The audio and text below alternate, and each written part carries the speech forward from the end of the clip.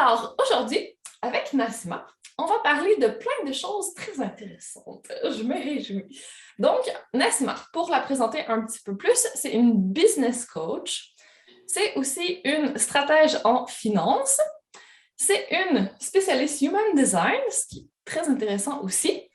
Et elle aide ses clientes à créer leur meilleure vie et leur meilleure entreprise. Est-ce que tu as quelque chose à rajouter? Est-ce que tu veux compléter tout ça? Écoute, je pense que tu as tout dit, Andréane. C'est juste parce que j'ai un background en fait d'analyse financière agréée et que j'ai travaillé longtemps dans le secteur bancaire. J'ai travaillé en finance et par la suite, je me suis retirée effectivement à mon compte. Bon, j'ai fait une première tentative d'entrepreneuriat au départ où j'ai travaillé dans le secteur du bien-être. Donc, j'avais un magasin de produits naturels. Hein, ça, je pense que tu vas aimer ça aussi. Je ne savais pas! Trop Et bien! j'adore, c'est vraiment ma deuxième passion, c'est les produits naturels, c'est voilà, mode de vie sain, les thérapies alternatives, etc. C'est vraiment quelque chose que j'adore. Mais je me suis rendu compte par la suite que, bon, peut-être que le commerce de détail, ce n'était pas quelque chose que je voulais vraiment. Et puis, c'est très difficile de concilier la vie, travail, en fait, personnel, professionnel, vu que j'ai rapidement eu 3 enfants en 4 ans. C'est ça. Donc finalement, bon, à un moment donné, je suis retournée à la banque, mais je me suis remise finalement à mon compte. J'ai travaillé avec des entrepreneurs. Je les ai conseillés d'abord sur les finances, comptabilité, gestion de leurs finances, la fiscalité, etc. Et là maintenant, je suis à 100% business coach et spécialiste de design humain et également parce que quand j'ai découvert le human design, c'est comme si j'avais une date avec moi-même là. C'est comme si que la personne qui m'avait fait mon premier reading me connaissait mieux que je me connaissais moi-même. Et là, je suis devenue complètement obsédée par le human design et j'ai fini par m'inscrire à des formations et puis à me former en quantum human design, qui est le human design quantique, qui est une version un petit peu modifiée par rapport au human design traditionnel. OK. Très intéressant. Alors, ça a été un coup de foudre pour le human design. Absolument. OK. Alors, pour ceux qui ne connaîtraient pas du tout, dis-nous un peu en quoi ça consiste. Alors, le human design, c'est un mix entre plusieurs systèmes. Alors, entre l'astrologie, la kabbale, le système de chakras et le I Ching chinois. Donc, c'est tout ça mis ensemble qu'on va mettre dans un espèce de programme informatique assez complexe et qui va nous sortir comme une espèce de carte énergétique. Et cette carte énergétique, il faut savoir qu'elle est unique, qui va nous donner notre fonctionnement unique, comment on fonctionne en tant qu'être humain, comment notre énergie fonctionne, comment on est mieux de communiquer avec les autres, comment on communique mieux aussi, on interagit avec le champ quantique, comment on crée nos résultats, comment on manifeste. Et puis, chacun d'entre nous est unique, a une énergie unique. Et puis, connaître sa charte énergétique et notre fonctionnement peut nous aider grandement dans la vie. Et puis, c'est pas du wouhou, comme on dit en anglais. C'est vraiment, moi, je suis une personne quand même rationnelle qui a besoin de comprendre, disons, et avant de me lancer dans quelque chose comme ça, mais à force de tester, d'abord le tester sur moi-même au départ et le tester avec les gens qui m'entourent, avec mes enfants, avec mon conjoint, avec mes clients, voir tout ça, là, je trouve vraiment ça, c'est un outil extraordinaire. Ne serait-ce que pour l'expérimentation, moi, je conseille tout le monde juste de l'expérimenter. Alors, c'est sûr qu'il y a des gens avec lesquels, tu sais, tout de suite, ça va cliquer, ils vont dire « Ah ouais, ça m'intéresse » et puis il y a des gens que ça ne va pas du tout intéresser, mais tu sais, c'est pas parce que ça ne t'intéresse pas aujourd'hui qu'à un moment donné, ça ne va pas revenir dans ta vie. Exact. Ils pourront revenir plus tard. C'est ça, oui, j'ai connu une femme, effectivement, une cliente d'Europe qui m'avait dit qu'elle était tombée sur le Human Design il y a plusieurs années. Et puis, au départ, ça ne lui parlait pas. Puis quand elle est revenue la deuxième fois, ça lui parlait plus et elle s'est beaucoup plus intéressée. Puis elle a adoré travailler avec cet outil-là. Ben, en fait, c'est parce que ça fait un peu peur au début parce que c'est très complexe. Donc, c'est là qu'on a besoin un peu de quelqu'un comme toi pour nous aiguiller et essayer de comprendre un peu tout ça. Donc, si jamais il y a des gens intéressés, qu'est-ce que tu leur conseilles? En fait, la première chose, ça va être d'aller faire le test pour voir c'est quoi notre human design, avoir notre chart. j'imagine? Oui, alors absolument. Alors, moi, ce que je dis toujours, c'est qu'il faut y aller simple au départ, il ne faut pas se compliquer la vie. Alors, le plus simple, c'est d'aller sur n'importe quel logiciel, tu sais, tu vas sur Google, Human Design Chart. Bon, la plupart des références sont en anglais, mais ce n'est pas grave. Donc, il y a quand même des sites français, il y a des sites francophones. En France, il y a l'association du Human Design traditionnel en France, pas encore le quantique. Mais moi, j'aime bien le quantique parce que c'est un langage haute fréquence. Et moi, je dis toujours que je suis coach haute fréquence. J'aime voir le côté positif. J'aime voir le plus haut potentiel des gens que j'ai en face plutôt que d'aller chercher au niveau des popos ce qui va mal, des conditionnements, etc., etc.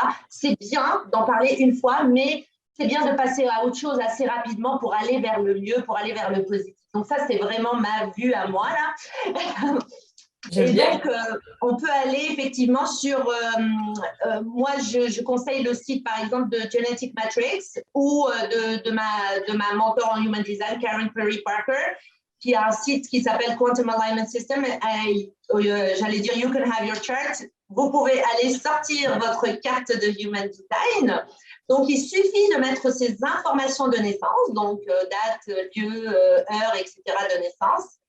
Et puis là, il y a une charte qui va sortir. Au départ, ça fait un peu comme « Ouh, qu'est-ce que c'est que ça ?» Ça ressemble à un être humain avec des espèces de... C'est ça, il y a un bonhomme au milieu, plein de chiffres. C'est quoi tout ça? Ouais, au départ, c'est comme « Oh, qu'est-ce que c'est que ça ?» Et après, ce que je conseille toujours, c'est vraiment de se concentrer sur les informations de base qui sont notre type énergétique. Alors, il y a seulement 5 types énergétiques, grosse famille de types énergétiques. Et après, selon son type énergétique, quelle est notre stratégie? Et notre stratégie, c'est vraiment notre manière d'interagir avec notre environnement. Si on comprend juste ça, ça peut changer beaucoup de choses. Alors, je vais vous donner juste un petit exemple rapide. Dans l'exemple, si je prends l'entrepreneuriat, par exemple, on nous dit très souvent, c'est un mythe qui nous dit, enfin un mythe, on entend souvent que si vous voulez quelque chose, si vous avez une idée, allez-y, mettez-la sur le marché, il ne faut pas trop réfléchir, etc. Let's go, on passe à l'action tout de suite. Sauf que 90% de la population n'est pas supposée agir sans attendre un signe ou une invitation extérieure, énergétiquement. 90%? Vraiment? Oui, 90%. En fait, 91% pour être plus exact, parce qu'il y a à peu près 9% de la population ce qu'on appelle en Human Design traditionnel les manifesteurs, ce qu'on appelle en Quantum Human Design les initiateurs. Il y a seulement 9% de la population qui est supposée initier les actions, passer à l'action sans demander, sans avoir de signe extérieur, sans avoir d'invitation extérieure. Ils ont comme une espèce de flux créatif interne qui les connecte au champ quantique et qui va leur permettre aussi, ils ont une énergie qui permet de passer à l'action sans attendre, sans répondre à quoi que ce soit d'extérieur. Ça peut venir d'eux. Alors que 90% de la population sont faits pour attendre. Donc moi, par exemple, je suis Manifesting Generator, Time Bender. Je ne suis pas supposée passer à l'action, même si j'ai une forte impulsion à passer dans l'action, dans mes énergies. Il faut, si j'ai envie d'initier une action, par exemple, je vais vous donner un exemple concret. Je veux proposer une masterclass. Il y a 2 mois, j'ai proposé une masterclass et je n'ai pas attendu le signe extérieur. Dès que j'ai eu l'idée de la masterclass, j'ai dit « Ok, je vais mettre ça sur Facebook, je vais inviter les gens. Allez les gens, venez assister à ma masterclass. » J'ai eu 2 inscriptions. Okay. Donc, c'est un test? Ça fonctionne pas? Un petit peu un flop. OK. Alors là, j'ai dit, Massima, il y a quelque chose que tu ne comprends pas là. Ta stratégie, c'est de répondre à un signe extérieur. Donc, OK, je veux faire une masterclass. Je vais demander à l'univers quand est-ce que c'est le bon moment et le bon sujet à aborder dans ma masterclass. Et là, je discute avec une cliente en coaching et puis elle me dit « Ah, mais sérieusement, c'est super intéressant ce que tu me dis là et tout. Sérieusement, tout le monde devrait savoir ça. C'est tellement important. » Je dis « Oh, ça, c'est mon signe. » Donc, c'est le moment d'aller lancer la masterclass. Le premier jour que j'ai mis un post sur Facebook, j'ai eu 8 personnes. Le lendemain, j'ai eu 15 personnes. j'ai fini avec 40 personnes dans ma masterclass, ce qui est quand même extraordinaire, juste parce que l'énergie n'était pas la même. Je répondais à quelque chose d'extérieur plutôt que d'aller initier par moi-même. Il y a comme des résistances, des frictions dans l'énergie qui se créent quand on n'est pas en réponse, quand on est dans ce type énergétique-là. Je comprends. Mais du coup, ça change tout. C'est vraiment un exemple concret qui illustre bien la chose. Ouais, extraordinaire. Alors, je conseille à n'importe qui n'est pas manifesteur de voir, juste d'expérimenter. Si vous agissez sans attendre un signe extérieur ou si vous avez un signe extérieur ou une invitation des gens à venir parler. Et là, expérimenter la différence de réponse. Et je suis quasiment sûre que ça fonctionne. Okay. Oui, mais j'avais pas compris ça, tu vois, parce que sur la chart, ça écrit la stratégie, justement, puis moi, c'est écrit répondre. Là, je comprends. Ah! Donc, c'est vraiment intéressant de savoir son type puis sa stratégie. Les types, est-ce qu'on peut juste les nommer? Donc là, on a parlé de manifestor. Oui. Ouais, le manifesteur, en Quantum Human Design, on l'appelle l'initiateur. Donc, il y a 9% de la population des gens qui ont, tu sais, ils ont une aura pas très magnétique, on va dire. C'est des auras un petit peu légèrement répulsives. Soit les gens les adorent, soit ils les aiment pas du tout. Ce qui peut être choquant dans leur énergie. C'est polarisant. Oui, c'est polarisant, exactement. Mais ils sont faits pour être comme ça, parce que eux, ils sont là pour initier. C'est pas grave s'ils choquent, parce que de toutes les manières, on peut pas plaire à tout le monde et on peut pas être aimé par tout le monde. Hein. Donc, s'ils sont là pour initier, et ils doivent agir à condition qu'ils soient alignés, qu'ils agissent vraiment sur leur flux créatif interne. Ça veut dire vraiment leurs inspirations à eux qui viennent, tu sais, comme des downloads, comme on dit, là, des downloads du champ des possibles, et puis une idée leur vient, c'est leur propre inspiration, et là, ils ont cette impulsion pour aller agir, il faut qu'ils agissent dessus parce qu'ils sont là pour ça, c'est un peu leur mission quantique dans le monde. Okay. Ensuite, il y a les générateurs, ce qu'on appelle les générateurs. Moi, j'aime tu sais, habituellement, quand tu dis aux gens, je suis générateur, c'est comme, oh, je suis juste générateur, je suis là pour travailler. C'est exactement ce que ça m'a fait. Moi, j'en suis une, puis c'est la majorité de la population, donc je me trouvais pas spéciale. C'est comme, oh, c'est nul. Mais en fait, il y a des bons côtés aussi. Il faut voir le bon côté des choses. En Quantum Human Design, les générateurs sont des alchimistes.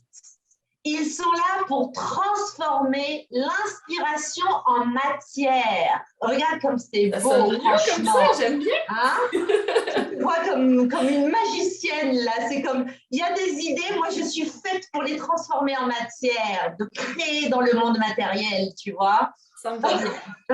Ça te va bien, hein? Donc, parce que tu as la force de vie, tu as la force vitale, tu as la force de travail, pour passer à l'action et pour rester dans l'action, tant que tu aimes ce que tu fais, tu peux travailler quasiment 24 heures sur 24. Tu dois juste dormir.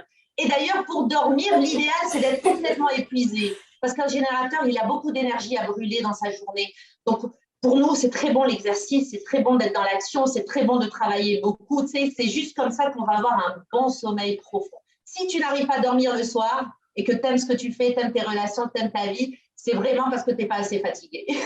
Ou que tu es enceinte. Ça, c'est un autre problème. C'est ça. Mais ça, c'est intéressant avec les enfants générateurs. C'est très... Parce que moi, quand j'ai appris que mes enfants étaient générateurs, surtout pendant la pandémie où ils faisaient beaucoup moins d'exercices et qu'ils n'arrivaient pas à dormir le soir, là, je me suis dit, il faut les épuiser. Fait que je leur faisais de la corde à sauter à la maison, là, du Nawatobi et tout. C'est comme, allez les enfants, on saute, allez, bouh! Sinon, on met de la danse. Ça peut être vraiment intéressant de savoir le design de nos enfants pour pouvoir mieux les comprendre, mieux les gérer. Ça, c'est vraiment un bon point. Ouais. Alors qu'un autre type énergétique d'enfant, il ne faut pas l'épuiser, au contraire, il faut le laisser se reposer souvent. Je vais en venir à là. Donc ça, c'est les générateurs, les alchimistes. Ensuite, il y a les manifesting generators, dont je fais partie. C'est un peu un mix entre un manifesteur et un générateur. Mais c'est quand même des générateurs. C'est des gens qui doivent quand même attendre une réponse extérieure.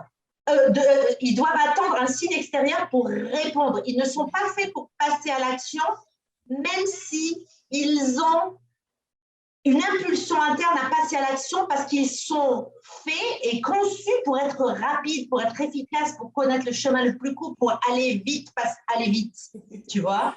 Okay. Et ça, c'est un gros challenge pour les Manifesting Generators de se dire, ouf, ma stratégie, c'est de répondre, patience, ne passe pas à l'action, attends ton signe extérieur. Et c'est ensuite quoi dans le Quantum Human Design? Alors ça, en Quantum Human Design en anglais, je n'ai pas encore trouvé le bon terme en français. Ça fait des mois que je fais en anglais. Quelqu'un qui nous écoute, je demande à tout le monde, quelqu'un peut m'aider. Alors, ça s'appelle les time benders. C'est les gens qui peuvent plier le temps. Ils coupent le temps. Tu vois?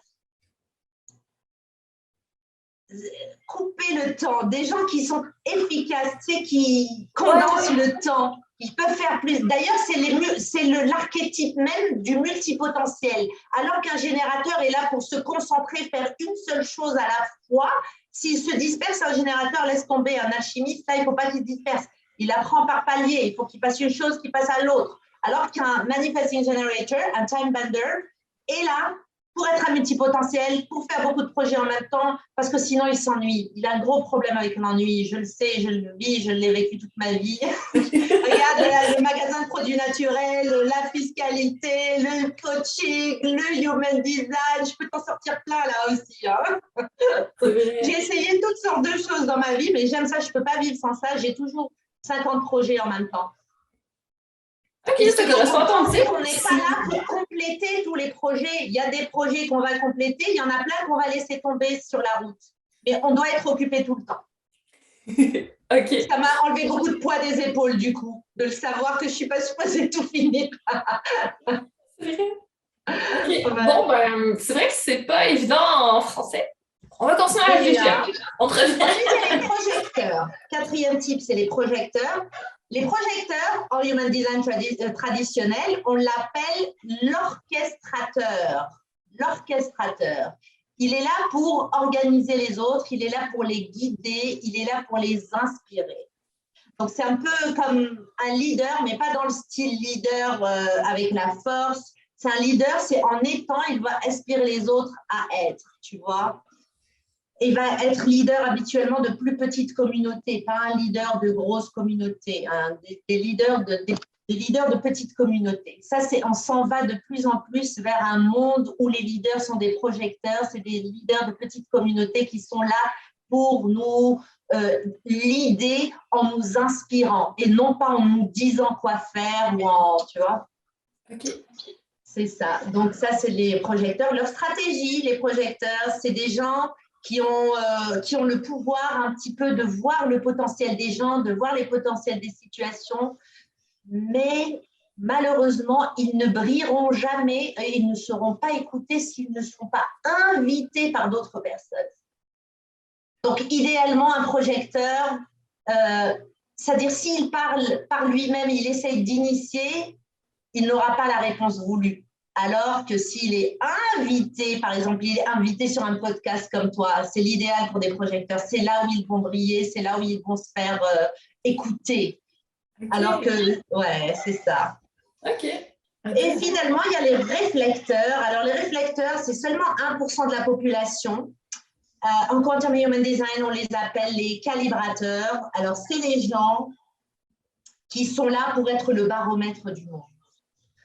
Alors, eux, ils sont capables de ressentir les énergies de tout le monde, à tous les niveaux, toutes sortes d'énergies. Donc, s'ils sont dans un bon environnement, ils sont heureux. Un réflecteur heureux reflète un environnement qui est sain et positif. Un réflecteur qui n'est pas heureux va refléter que l'environnement n'est pas bon, que l'environnement dans lequel il vit n'est pas bon. Donc, c'est très important pour un réflecteur d'être dans un environnement qu'il aime et qui le respecte et qui, voilà, dans lequel il s'épanouit et puis où il est bien. Okay. Intéressant. Ouais. Donc, ça, c'était nos types.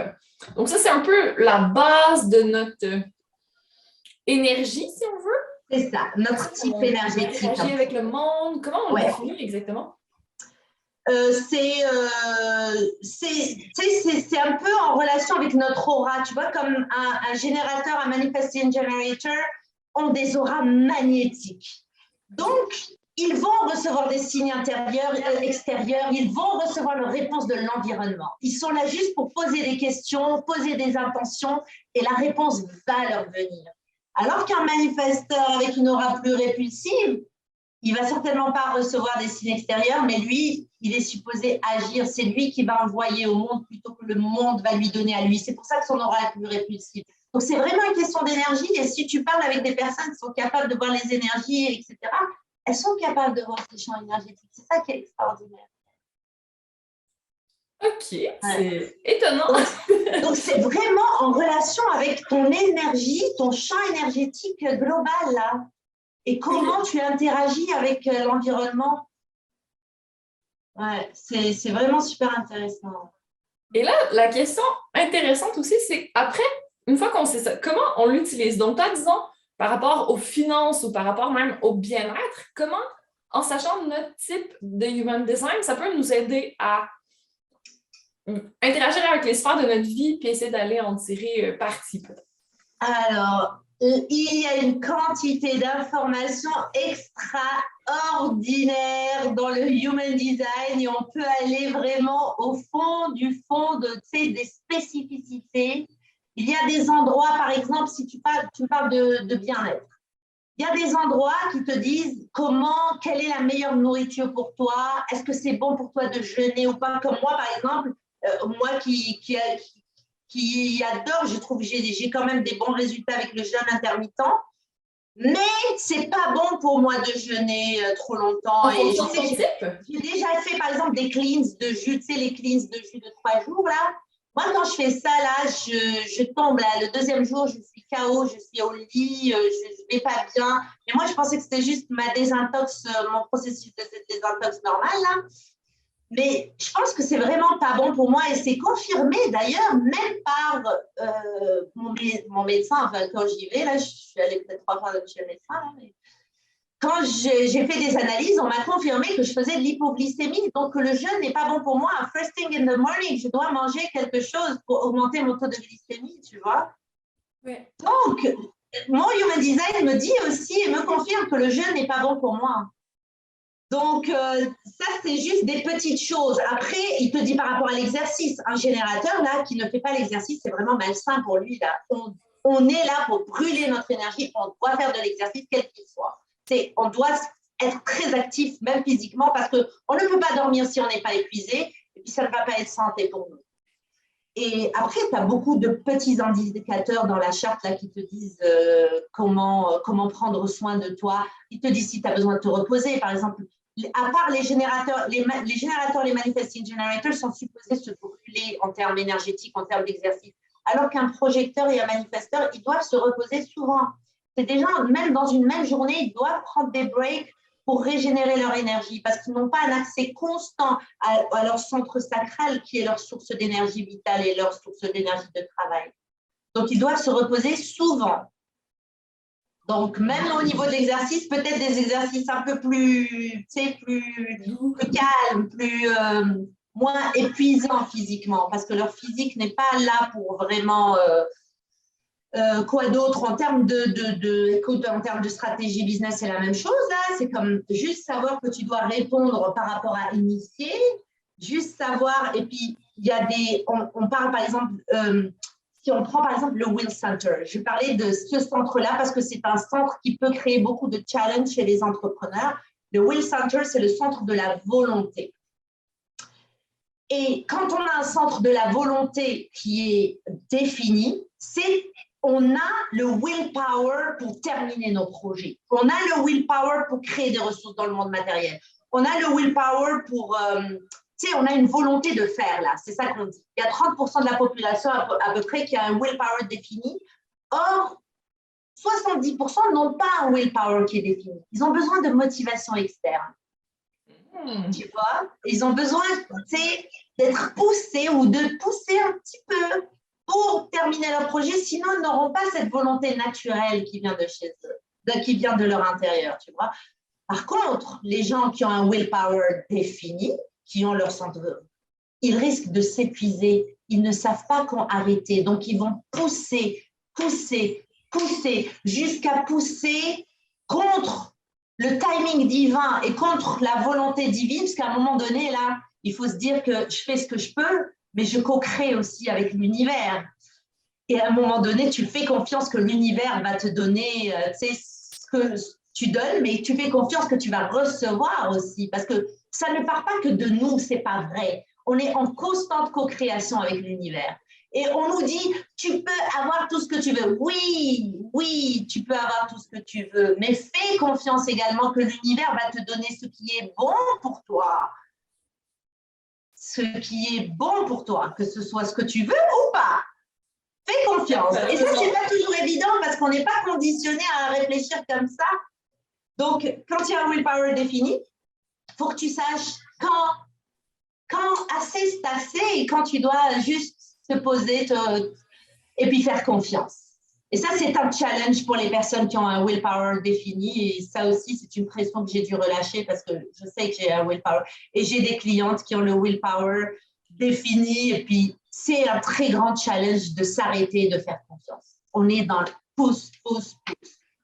Mais c'est tellement intéressant de le savoir parce que, tu sais, souvent, on dit, bon, on essaie d'apprendre à fonctionner avec notre corps, tu sais, comment on fonctionne, mais il n'y a pas juste notre corps, il y a notre énergie aussi, il y a d'autres choses qui viennent interagir. Puis quand on n'en a pas conscience, on peut trop pousser, on peut prendre la mauvaise stratégie, puis perdre du temps, accumuler de la frustration. Donc, c'est vraiment super intéressant de savoir tout ça pour pouvoir l'utiliser après. Puis là, si on sait qu'on a besoin de motivation externe ou qu'on a besoin d'être cadré pour ne pas trop se brûler, on peut aller chercher le support dont on a besoin aussi à l'extérieur. On n'est pas obligé d'être toujours tout seul. Absolument. Puis il y a plein d'autres exemples comme ça. Là, je pourrais t'en parler pendant des heures, mais on ne va pas s'étaler. Non, mais en fait, c'est ça. Tout le monde devrait faire une consultation pour savoir, se faire vraiment bien expliquer leur chart, puis après savoir leur stratégie, puis pouvoir l'utiliser en fonction de comment il fonctionne. On peut l'appliquer un peu dans toutes les sphères de notre vie pour pouvoir moins s'épuiser pour rien, pour pouvoir travailler de façon plus efficace avec ce qu'on a, notre manière de fonctionner, notre essence peut-être. Ouais, absolument. Est-ce que tu fais des consultations, Nasma? Oui. Oui, je fais des consultations. C'est sûr que moi, au départ, c'était surtout pour travailler avec mes clients. Ce n'était pas vraiment pour faire le Human Design, c'était pour l'utiliser comme outil pour accompagner mes clients qui sont entrepreneurs. Donc, c'est ça mon intention de base. Mais je trouve que c'est tellement un outil intéressant que je veux partager la bonne nouvelle et je veux partager ces informations-là avec n'importe qui, tu vois. Donc, oui, je fais encore ces consultations parce que ça me fait plaisir, ça me fait toujours plaisir de voir les gens me dire « Oh, c'est vrai !» Tu vois? Et ça arrive souvent, là. Effectivement. Bon, ça, c'est très intéressant. Sinon, qu'est-ce que tu fais d'autre? Qu'est-ce que je fais d'autre dans ma vie en général ou pour travailler avec toi, disons. Ah, ok, pour travailler avec moi, c'est ça. Donc, j'accompagne des entrepreneurs dans leurs projets. Donc, ça dépend.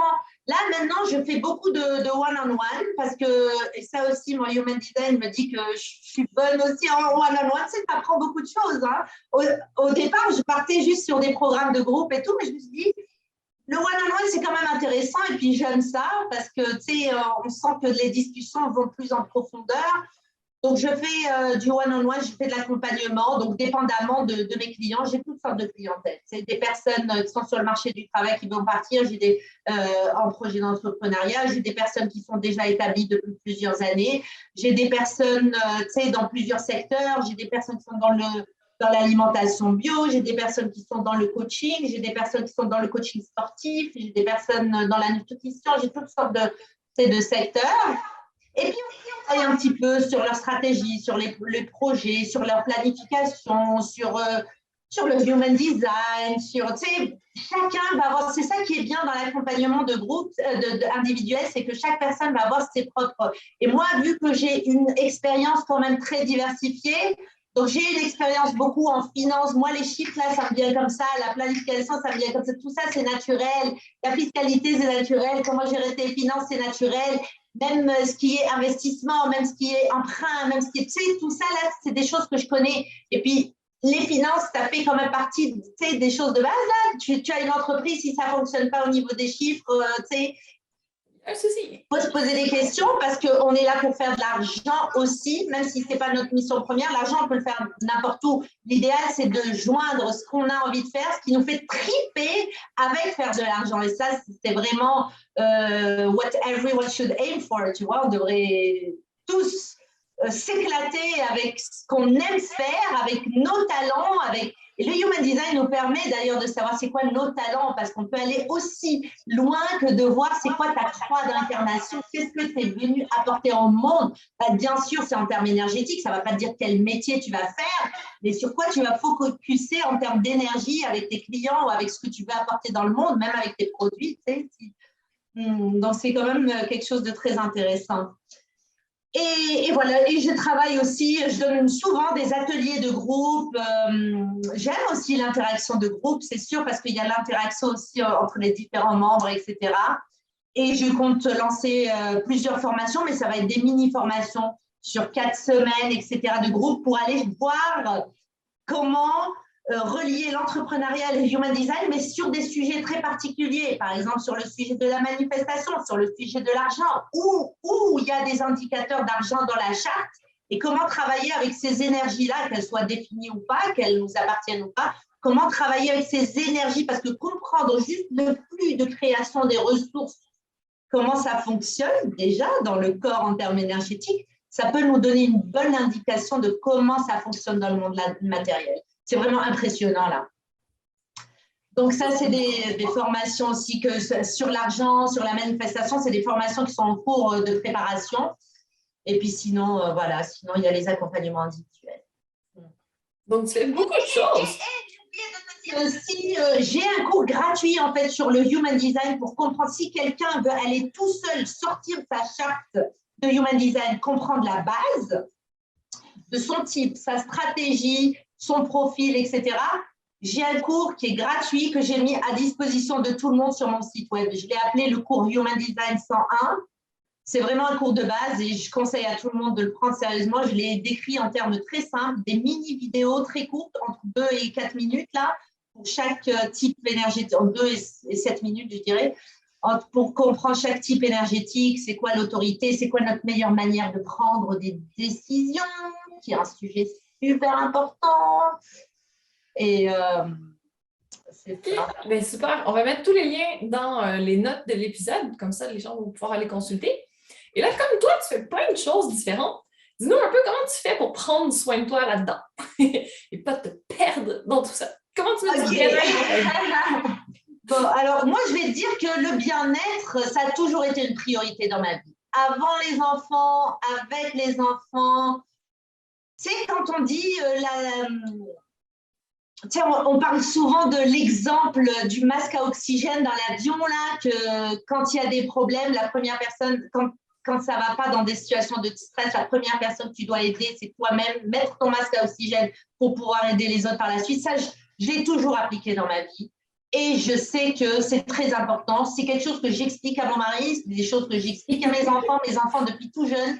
Ils savent que quand maman est dans la salle de bain, elle risque de rester 3 heures et qu'il ne faut pas la déranger parce qu'elle prend son bain avec ses sels d'Epsom. Ah oui, c'est très… Et ça me permet de leur transmettre également que le prendre soin de soi, c'est important. Donc, pour moi, prendre soin de moi, sérieusement, c'est beaucoup en relation avec… avec des petits gestes quotidiens, là, c'est comme prendre ma spiruline tous les jours que je prends depuis 10 ans, là, c'est une partie, pour moi, c'est un moment très simple. Il ne faut pas se dire que prendre soin de soi, c'est aller faire des grosses choses. C'est dans les petites choses que tu te dis, je me donne de l'importance, je suis quelqu'un d'important, je prends soin de moi. Et moi, par exemple, prendre mes suppléments, c'est mon magnésium quand j'en ai besoin, ma spiruline, prendre mon citron le matin, faire des cures, ça, prendre soin de moi de cette manière, c'est quelque chose où je me dis que je m'aime, que je prends soin de mon corps, faire de l'exercice, prendre mon bain 1 fois par semaine, le dimanche après-midi. ça fait partie de prendre soin de soi. Et parfois, juste, tu sais, juste savoir qu'on est notre priorité pour pouvoir aider les autres, là. C'est très important de mettre les choses au clair avec tout le monde dans notre entourage. Ben, c'est important parce que si on essaie de donner à partir d'une coupe qui est vide, ça va un peu moins bien. Donc, effectivement, comme le masque à oxygène, il faut se sauver nous-mêmes si on veut pouvoir sauver les autres. Ben, il faut aussi remplir un peu notre coupe une fois de temps en temps si on veut pouvoir aider les autres. Et parce qu'il faut se le dire, quand on est maman et qu'on travaille, ou quand on est entrepreneur et en plus maman et épouse et cuisinière et infirmière, c'est beaucoup. On en a beaucoup dans notre plat. Et on ne peut être au top que si les choses sont claires. OK, j'ai tout ça. Qu'est-ce que toi tu fais? Qu'est-ce que moi je fais? Puis, tu sais, on ne peut pas faire plus que ce qu'on peut, et notre limite, elle change de jour en jour. Parfois, ma limite, c'est ça, mais il y a d'autres jours. Ça, c'est très important aussi à comprendre avec le Human Design, c'est accueillir toutes nos émotions. Très important pour prendre soin de nous, d'accueillir nos émotions. La plupart d'entre nous sommes des êtres émotionnels. On a des émotions, on a des ups and downs. Moi, je sais qu'il y a des matins où je me réveille, où tout va super bien dans ma vie, c'est génial et tout. Et il y a des matins, le lendemain, basically, que rien n'a changé dans ma vie, j'ai toujours la même situation, mais que tout va mal. Donc, je sais bien que c'est mes émotions qui me jouent des tours. Ça nous arrive tous, je te rassure. Voilà, mais juste le fait de comprendre qu'on traverse tous ces vagues émotionnelles-là, accueillir et se dire, OK, je sais que je suis dans mon bas, mais que je vais aller vers le haut émotionnel. Donc, je traverse mes émotions comme elles viennent. Et ça fait partie aussi de prendre soin de soi, d'accueillir. Mais tellement, mais en fait, moi, je le vois vraiment sur plusieurs dimensions, en fait. Donc, il y a le self-care, c'est un peu la partie facile, c'est les petites choses qui sont importantes. Mais si on veut vraiment faire un travail plus profond, il faut aller dans la dimension physique. Donc là, c'est encore le plus facile. Prendre soin de son corps, les saines habitudes de vie, le sport, prendre un bain, un massage, peu importe. Après, c'est ça, il y a aussi la dimension émotionnelle, il y a la dimension plus mentale, il y a la dimension plutôt énergétique, il y a la dimension spirituelle aussi. Donc, quand on arrive à aller chercher un peu de bien-être dans tout ça, faire des actions qui nous aident à peut-être mieux se comprendre à ce niveau ou mieux gérer, mieux se connaître en général, puis vraiment pouvoir aller un peu plus en profondeur graduellement, puis là, on arrive à avoir un bien-être qui est plus global que juste faire un peu de self-care, c'est bien, mais disons, c'est le point de départ. Après, si on peut aller un peu plus loin, on va avoir des résultats plus intéressants aussi. Oui, absolument, tu as raison. Donc, c'est super. Merci beaucoup, Nassima. Je ne vais pas prendre trop de ton temps. Donc, si on veut te retrouver rapidement, j'imagine qu'on peut aller sur Instagram. Donc, ceux qui nous ont suivis directement peuvent avoir déjà le lien. Sinon, ton nom sur Instagram, comment on te trouve? On va le mettre en... c'est Nassima Bekeshi Pro sur Instagram. Parfait. Est-ce que tu as un groupe Facebook ou un autre endroit où les gens te retrouvent? C'est ça, je suis plus à l'aise avec Facebook parce que c'est tout simplement la première plateforme que j'ai utilisée là, mais... Plutôt sur un groupe ou sur ton profil où tu veux? Plutôt sur mon profil et ma page professionnelle. Je dirais que, c'est ça, le groupe, non, pas trop. OK, donc... J'avais créé un groupe, mais c'est ça. Ça ne fonctionne pas avec moi. Puis tu as un site web aussi, si on veut voir un peu... Et j'ai un site web, www.nassimabekeshi.com. Parfait. Excellent, Nassima. Merci beaucoup. J'espère que déjà, les gens ont un peu plus une idée de ce que c'est le Human Design, de comment ça peut les aider dans leur vie quotidienne. Puis tu as donné des super bons points pour les orienter déjà, puis des choses à tester. Donc, maintenant, aux auditeurs de jouer. Merci beaucoup, Andréane. C'était un plaisir de passer ce moment avec toi. Ça a été un plaisir aussi. Bonne journée à tout le monde!